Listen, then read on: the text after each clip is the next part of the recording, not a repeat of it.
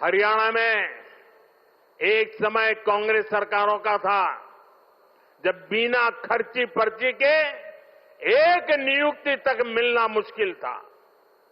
लेकिन हरियाणा में भाजपा सरकार ने लाखों युवाओं को पूरी पारदर्शिता के साथ सरकारी नौकरी दी है।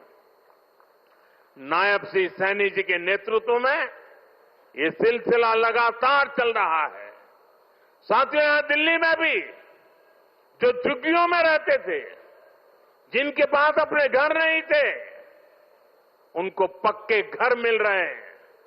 जहां बिजली, पानी, गैस कनेक्शन तक नहीं था, वहां ये सारी सुविधाएं पहुंचाई जा रही है। और अगर मैं देश की बात करूं तो बीते 11 सालों में रिकॉर्ड सड़कें देश में बनी है। हमारे रेलवे स्टेशनों का कायाकल्प हो रहा है। वंदे भारत जैसी आधुनिक ट्रेनें गर्व से भर देती है। छोटे छोटे शहरों में एयरपोर्ट बन रहे हैं। एनसीआर में ही देखिए कितने सारे एयरपोर्ट हो गए।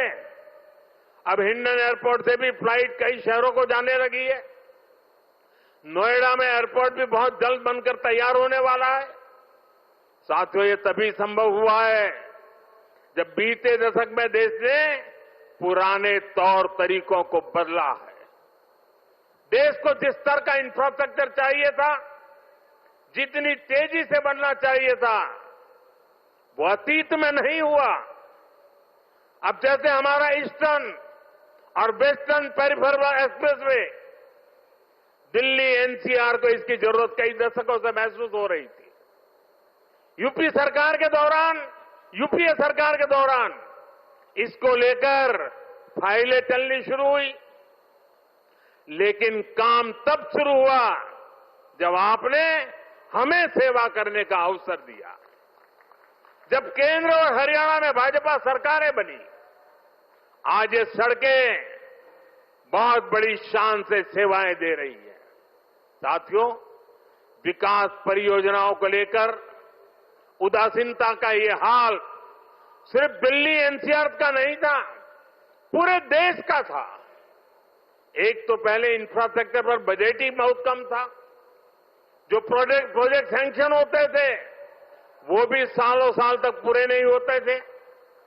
बीते 11 सालों में हमने इंफ्रास्ट्रक्चर का बजट 6 गुना से अधिक बढ़ा दिया है। जो लोग सर पे संविधान रख करके नाचते हैं ना, वो संविधान को कैसे कुचलते थे। वे बाबा साहब की भावनाओं को कैसे दगा देते थे। मैं आज वो सच्चाई आपको बताने जा रहा। आप, मैं कहता हूं, सुनकर सन्न रह जाएंगे। मेरे सफाई कर्मी भाई बहन जो दिल्ली में काम करते हैं,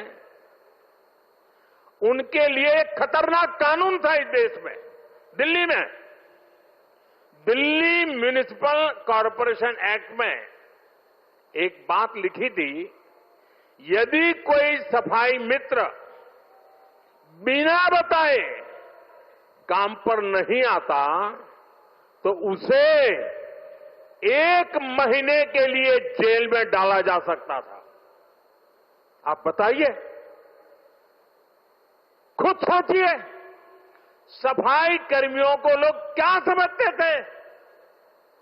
क्या आप उन्हें जेल में डाल देंगे, वो भी एक छोटी सी गलती के कारण? आज जो सामाजिक न्याय की बड़ी बड़ी बातें करते हैं, उन्होंने ऐसे कई नियम कानून देश में बनाए रखे हुए थे।